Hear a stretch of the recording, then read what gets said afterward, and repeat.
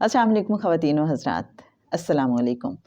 کتاب ہے جناب کہے فقیر جناب سید سرفراز احمد شاہ صاحب کی دل کی گہرائیوں سے نکلی روحانی گفتگو، اور بہت ہی اہم سوال ہے۔ روحانیت میں جو لوگ دلچسپی رکھتے ہیں ان کو بہت ہی یہ انٹرسٹنگ لگے گا، سوال بھی اور جواب بھی۔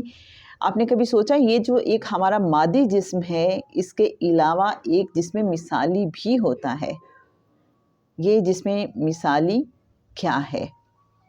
یہی سوال پوچھا گیا جناب سید سرفراز احمد شاہ صاحب سے، تو آپ نے فرمایا کہ ہمارا ایک مادی جسم ہے جو دکھائی دیتا ہے، ایسا ہی ایک جسم اوپر آسمان پر موجود ہے جسے آپ روح کہہ لیں۔ یہی دراصل جسم مثالی ہے۔ جب ہم ایسی عبادت کرتے ہیں جو ہمارے جسم کے کنٹرولنگ ورڈ سے مطابقت رکھتی ہو، تو اس سے ہماری روح پروان چڑھتی ہے اور ہمارے مثالی جسم کی پرورش ہوتی ہے۔ لیکن جب ہم ایسی عبادت کرتے ہیں جو ہمارے جسم کے کنٹرولنگ ورڈ سے مطابقت نہیں رکھتی، تو جسم مثالی کمزور ہونے لگتا ہے۔ اس لیے کہا جاتا ہے کہ وظائف ہمیشہ کسی صاحب علم سے پوچھ کر کرنے چاہیے۔ ایک فیشن چل پڑا ہے کہ جہاں کہیں کسی کتاب یا رسالے میں کوئی وظیفہ دیکھا، بغیر کسی رہنمائی کے شروع کر دیا۔ نتیجہ یہ نکلتا ہے کہ بعض اوقات اس سے فائدے کی بجائے نقصان ہونے لگتا ہے، کیونکہ عام آدمی کو معلوم نہیں ہوتا کہ کون سی تسبیح، وظیفہ یا ورد اس کی روح سے مطابقت رکھتا ہے۔ اس لیے آپ نے دیکھا ہوگا کہ بہت سے لوگ ہمہ وقت وظائف اور تسبیحات میں مشغول رہنے کے باوجود پریشان اور بے سکون نظر آتے ہیں۔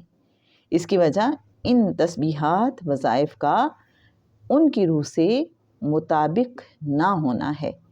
اس کی مثال بالکل ایسے ہیں جیسے ایک شخص کو کھڑا کر کے اس کی دونوں ٹانگیں اور بازو باندھ دیے جائیں اور گھوڑوں سے باندھ کر مخالف سمتوں میں ان کو دوڑایا جائے۔ اس کا نتیجہ یہ نکلے گا کہ اس شخص کا جسم ٹکڑوں میں تبدیل ہو جائے گا۔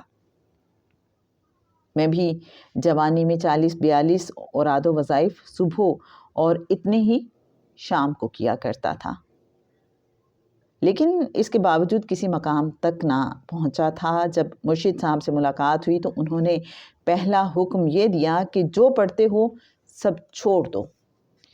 میں یہ سن کر پریشان ہو گیا، کیونکہ میرے نزدیک یہ بہت اعلیٰ وظائف تھے اور کتابیں ان کی فضیلت کے بیان سے بھری پڑی تھیں، لیکن چونکہ مرشد صاحب کا حکم تھا لہٰذا سب اوراد و وظائف ترک کر دیے۔ تب مرشد صاحب نے مجھے صرف ایک حرف بتایا جس کی فضیلت مجھے اس وقت سمجھ نہیں آئی، لہٰذا میں نے مرشد صاحب سے کہا، یہ کیا دے دیا آپ نے؟ وہ بولے، ایسا نہیں کہتے۔ میں نے قطرے حیرت اور اس خیال کے تحت کہ آخر اس کو پڑھنے سے حاصل کیا ہوگا ان سے دریافت کیا، کیا اس حرف کو پڑھنے سے کشف و کرامات حاصل ہو جائیں گی، حاجات پوری ہو جائیں گی؟ انہوں نے فرمایا ہاں۔ میں نے پھر پوچھا، کیا اس سے امر حاصل ہو جائے گا؟ وہ بولے ہاں۔ غرض وہ میرے ہر سوال کے جواب میں ہاں کہتے رہے اور میں حیرت سے سوچتا رہا کہ آخر اس حرف میں ایسا ہے کیا؟ لیکن محض 2.5 سال کے عرصے میں کشف و کرامات ظاہر ہونے لگیں۔ 6-7 سال کے عرصے میں امر حاصل ہو گیا اور میں مستجاب الدعوات ہو گیا۔ یہ سب کچھ ایک حرف پڑھنے کی برکت سے حاصل ہوا، لیکن اس دوران شرط وہی تھی کہ کچھ اور نہیں پڑھنا۔ جب یہ ایک حرف پڑھتے پڑھتے ایک لمبا عرصہ گزر گیا تو مرشد صاحب نے ایک روز بیٹھے بیٹھے ایک لفظ عطا کر دیا اور فرمایا، یہ پڑھا کرو، تمہیں دست غیب حاصل ہو جائے گا۔ دست غیب 2 طرح کا ہوتا ہے۔ نمبر 1، اتنی رقم مل جاتی ہے جس سے کم از کم ضروریات تو پوری ہو جائیں۔ نمبر 2، دوسری قسم میں دست غیب کے ذریعے وافر پیسہ آتا ہے، لیکن اگر اس پیسے کو جمع کر لیا جائے اور رات تک خرچ نہ کیا جائے تو اس کی سزا بسا اوقات موت بھی ہو سکتی ہے۔ میں ایک روز پشاور میں تھا۔ عشاء کی نماز کے لیے کھڑا ہونے لگا، تب مرشد صاحب نے ایک اور حرف بتایا اور فرمایا یہ حرف ہر جمعے کی صبح پڑھنا ہے، رزق کثرت سے ملے گا۔ مرشد صاحب نے جو پہلا حرف بتایا تھا، شروع میں اسے پڑھنے میں 7.5 گھنٹے لگتے تھے، اب 1.25 گھنٹہ لگتا ہے کیونکہ زبان رواں ہو گئی ہے۔ تسبیحات اور ذکر اذکار کی تلاش کے پیچھے ہمارا ایک مقصد اپنی زندگی کو سہل بنانا بھی ہوتا ہے، اس قدر سہل کہ ہم چاہتے ہیں کوئی ایسا وظیفہ مل جائے جس کے پڑھنے سے میرے جوتے کے تسمے اور قمیض کے کف لنکس خود بخود بند ہو جایا کریں۔ ہمیں دیکھنا ہوگا کہ آپ صلی اللہ علیہ وآلہ وسلم کی اس ضمن میں سنت کیا ہے۔ آپ صلی اللہ علیہ وآلہ وسلم کا مقام اور مرتبہ تو وہ ہے کہ کوئی لفظ تو دور کی بات ہے، آپ صلی اللہ علیہ وآلہ وسلم کے دل میں کوئی خیال بھی پیدا ہو جائے تو رب تعالیٰ اس کو پورا کرتا ہے، کیونکہ اللہ آپ صلی اللہ علیہ وآلہ وسلم سے پیار کرتا ہے۔ ذرا سوچیں، غزوہ بدر میں اگر آپ صلی اللہ علیہ وآلہ وسلم دعا فرما دیتے یا باری تعالیٰ کفار کو تباہ و برباد کر دے تو اللہ کے لیے کیا دشوار تھا، لیکن آپ صلی اللہ علیہ وآلہ وسلم نے اللہ سے مدد کی درخواست کرنے سے پہلے عملی تیاریاں مکمل کیں۔ اسی طرح غزوہ احد میں اتنا نقصان اٹھانے کی کیا ضرورت تھی؟ آپ صلی اللہ علیہ وآلہ وسلم دعا فرما دیتے تو کفار کو بآسانی شکست ہو سکتی تھی۔ اسی طرح آپ صلی اللہ علیہ وآلہ وسلم کو قرض لے کر لوگوں کی ضروریات پوری کرنے کی کیا ضرورت تھی؟ آپ صلی اللہ علیہ وآلہ وسلم کی آنکھ کے ایک ہلکے سے اشارے سے سارے کا سارا کوہ احد سونے کا ہو سکتا تھا، لیکن آپ صلی اللہ علیہ وآلہ وسلم نے نہ صرف قرض لے کر لوگوں کی مدد کی بلکہ قرض ادا بھی کیا۔ غزوہ احد میں آپ صلی اللہ علیہ وآلہ وسلم زخمی بھی ہوئے۔ ان سب واقعات میں ہمارے لیے پیغام اور ترغیب ہے کہ پہلے عملی کوشش اور جد و جہد، اس کے بعد دعا۔ محض وظائف کے پیچھے بھاگنے سے ہم بے عملی کی راہ اختیار کر لیں گے۔ عملی جد و جہد کرنے کے بعد ہم اللہ کے حضور یوں دعا کریں، اے اللہ تعالیٰ، تو نے مجھے جو صلاحیتیں عطا کیں ان کو استعمال کر کے میں نے بھرپور جد و جہد کی، اب تو مجھے وہ نتیجہ عطا فرما جو تیرے نزدیک میرے حق میں بہترین ہے۔ اس کے بعد حاصل ہونے والے نتیجے کو ہم رب تعالیٰ کا فیصلہ سمجھ کر ہنسی خوشی برداشت کر لیں۔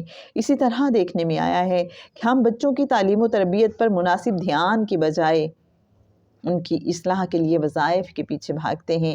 یہ بے عملی کی راہ ہے اور اللہ بے عمل لوگوں کو پسند نہیں فرماتا، وہ تو ان لوگوں کو پسند فرماتا ہے جو مجاہدوں کی طرح عمل کے لیے ہر وقت کمر کس کے رکھتے ہیں، اور ایسے ہی لوگوں کو اللہ تعالیٰ کامیابیاں عطا فرماتا ہے۔ تو میرے اچھے ناظرین، ریفرنس کے لیے بتاتی چلوں، کتاب کہہ فقیر، پیج نمبر 122، 123 اینڈ 124، اور آپ ضرور بتائیے گا کہ اس میں کتنے زیادہ روحانی نکتے شاہ صاحب نے بیان فرمائے ہیں۔